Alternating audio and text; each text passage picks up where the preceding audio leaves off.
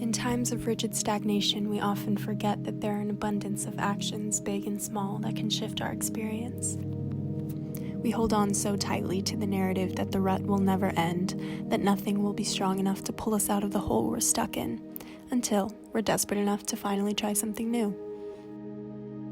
The only thing that stays the same is change, and a vital part of growing up is realizing that it's our own hands that hold the wheel to that change.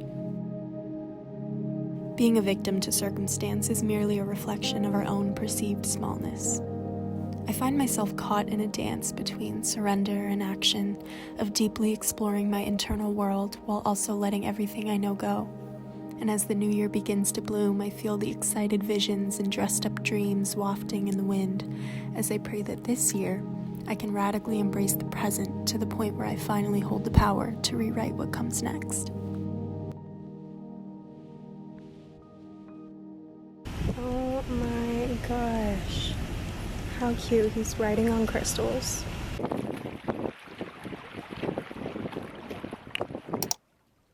Oh man. Here we go. Into this shit show that is my mind. Is that how I want to start this? I don't know. But I will say, I used to be much more chaotic and much more of a shit show. A ball of bewildered angst, if you will. God, I used to be a mess. And I was thinking about it last night. You know, I talk about spiritual development in a lot of abstract ways because I like looking at patterns and the bigger picture and things, but what specific actions did I take to truly alter my consciousness and my experience? And I realized it came down to language. Writing completely changed my life and my perspectives, and also exploring and then altering how I spoke to myself inside my head, listening to different music. I used to be a rap queen, okay? It spoke to this like surface level version of myself, but it didn't really penetrate me deeply. Obviously, talking about drugs, bitches, and hoes, you know, that's not the core of human existence. Also, picking my company more wisely, because that's one of the biggest components of how language seeps into our lives is how we converse with other people and who we're conversing with. Curating my algorithm a little bit more wisely. Yeah, so not only physical company and which people I'm spending my time around, but which people on the internet I'm spending time with, because parasocial relationships are one of the biggest factors in curating how we think, how we feel, and therefore how we live. It's really insane, and that's one of my biggest motivators for making videos is like I just want to bring love into the world, man. That's one of my main goals is, of course, I want a platform to share my personal ideas, but I want to build a community of people who are striving toward light and using love as the core compass of their life, and sometimes getting lost and helping each other find our way, you know? Sometimes I get so in deep because I listen to and watch such wise and smart and articulate people that I'm like, why would people listen to me? I don't know what the hell I'm talking about, but but really, I don't know, content is not that serious. It's just sharing yourself, whatever version of yourself that is. The stuttering, chaotic, just beginning her intellectual and spiritual journey version of myself. And that's okay. And, you know, there is an audience for that. I try not to get too down on myself about not having the best vocabulary and articulation skills. Because honestly, some of the creators that I enjoy the most aren't like that. Like, I've been really into Morgan Adams lately. Um, and I love that she's kind of a mess sometimes, and that I don't know, you can tell she has a lot of wisdom within her, but also she's chaotic. But I love watching her begin to get her life together and to organize that chaos. And I don't know, I'm hoping to kind of do that in my own way. All right, where did I start this off?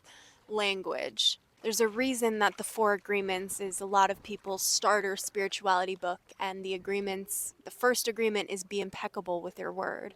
And you know, journaling and manifestations and affirmations are sort of becoming common knowledge at this point. I think people know deep down that what we tell ourselves in our head and how we structure our language is really, really important. But I don't know, you get into this sort of autopilot mode of life where you're not intentional about it. And yeah, so here's a reminder to be intentional about it, guys. And to myself too. Sometimes I watch back videos like this where I'm just speaking on more abstract topics and I get turned off by the fact that I sound a little bit preachy. But trust me when I say I am not perfect and I am taking this advice from myself just as much as I am giving it to others, I guess. And yeah, it's interesting too because this is just one part of me, the part of me that's delving into articulation and the expression of ideas. But it's not like this is the me that's going and getting gas and grocery shopping. And so it's like, I don't know. I'm a messy human being too. And I'm not this perfect ideal of the integration of these ideas. I just have a lot of interest in exploring them and therefore expressing them. And that's, I think, why honestly everybody in their early 20s should have a journal, because our ideas about the world are just forming. They're very muddy, they are very vague and unstructured, and when we articulate our thoughts, it makes life so much more clear. Yeah, things really only started making sense when I started writing and putting those experiences into like a physical form. And once you sort of put it into physical form, it's like in the energetic form, you're able to just let it go.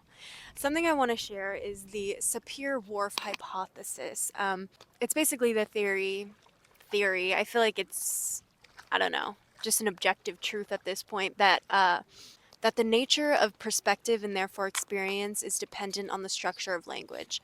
And I mean, that makes the most sense because when you think about it, language is the fruit of creation, and creation is the bridge from humanity to divinity.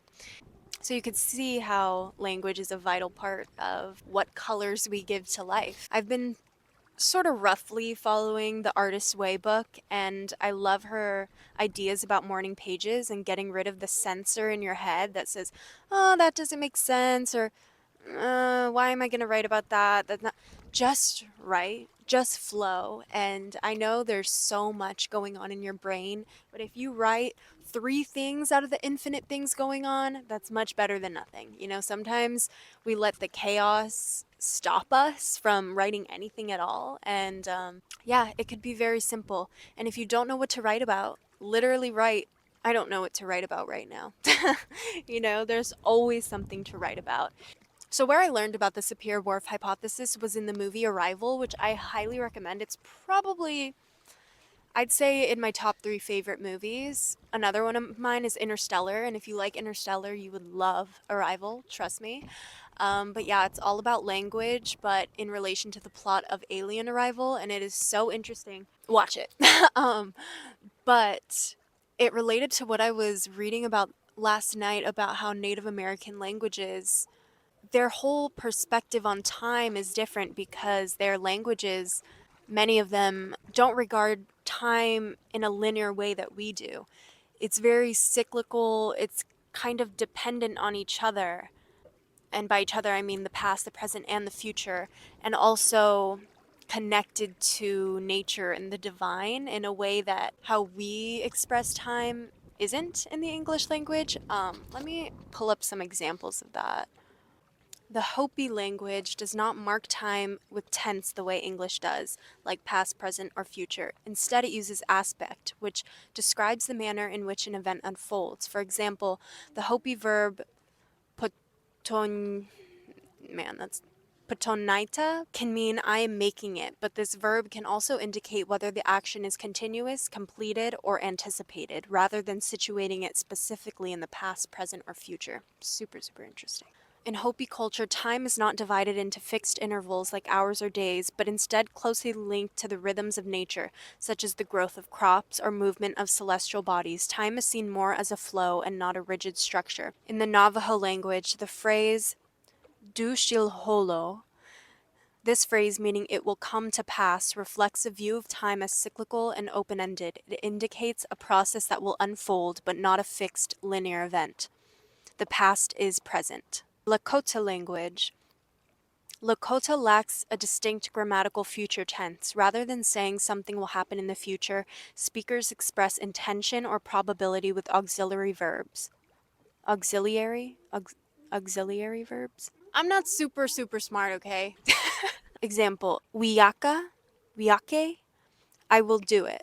This word expresses an intention but is not strictly tied to future tense. There is a sense that the future is fluid and contingent on present actions. Yeah, and it's interesting that so many cultures, native cultures around the globe in different parts, regarded time in this way and we don't. It's not embedded in our language, and so really we only start to see time as cyclical when we start diving into philosophy and the fabric of the universe, and we don't really just have this innate knowing of it. I'll share one last thing. My life completely turned around. It was like a light switch. One day I just woke up with this awareness of my thoughts and I started really observing myself. And I remember waking up and like the trash can wouldn't open or something. And I was like, oh my God. And then I like missed the trash can, like my trash fell on the floor and I was like, oh fuck. And I just started really watching myself and I was like, oh my God, I'm so damn negative. Like, wow, it's just I'm starting my day with this frustration, this verbal frustration that I'm putting out into the world. And I started correcting myself every time I could catch myself. And I still do this to this day. I have some road rage sometimes and I'll go like, sorry, it's fine. You know, like it's just those little moments we give into frustration, specifically verbally or with words in our head, are just not worth the detrimental effects it has on our perspective. We think it is. I've had so many moments of anger where I just want to express it. I want to dive into it so deep and just let it take its reins on me, but it's just never worth it. It's never worth the darkness it crystallizes into my being. And that's not to say to bypass everything and that low vibrational states aren't just as worthy of love as the high vibrational ones, but that is to say sometimes it's not productive anger. And sometimes the way we express it with muddy intentions isn't doing anything for us except fostering more of it. I think sitting with it, breathing through it, that's productive, but just aimlessly letting it out, especially on other people, it's just not worth the poison that it brings into this world. So watch your tongue, y'all. Including me, okay? This world is in need of so much love. The fear, the anger, the monsters, the shadows within you don't need to have as much power as you give them. And they don't need to be in the driver's seat of your experience. And when they are, things fucking go south. And I'm kind of tired right now. My mind's like, I don't know, it's just not really working great right now. But I will say another thing I forgot to mention is propaganda, baby. I mean, language is so powerful. You can completely shift and morph the narrative of an entire culture, of an entire society.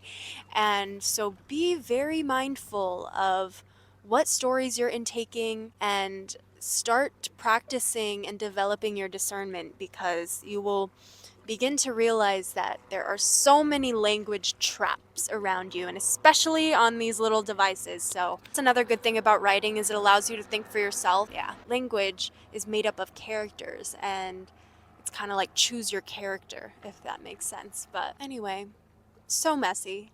My little articulation videos right now are so dang messy, and I'm working on it. And hey, one video at a time. Hopefully it becomes more organized and clear. I'm done.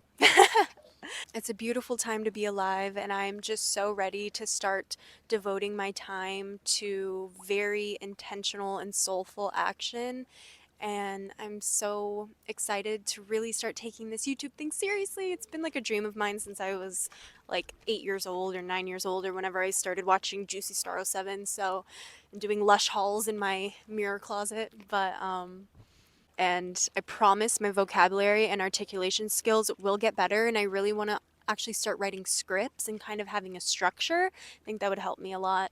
But for now, enjoy the mess that are these video diaries, and I love you guys so much. We are all in this together. I'm just so grateful to be sharing this sky with you, sharing this time with you. This is a very pivotal time in human history, and I'm just grateful to be a part of it with you all. So, I fell in the water right now. How embarrassing would that be? Okay, bye.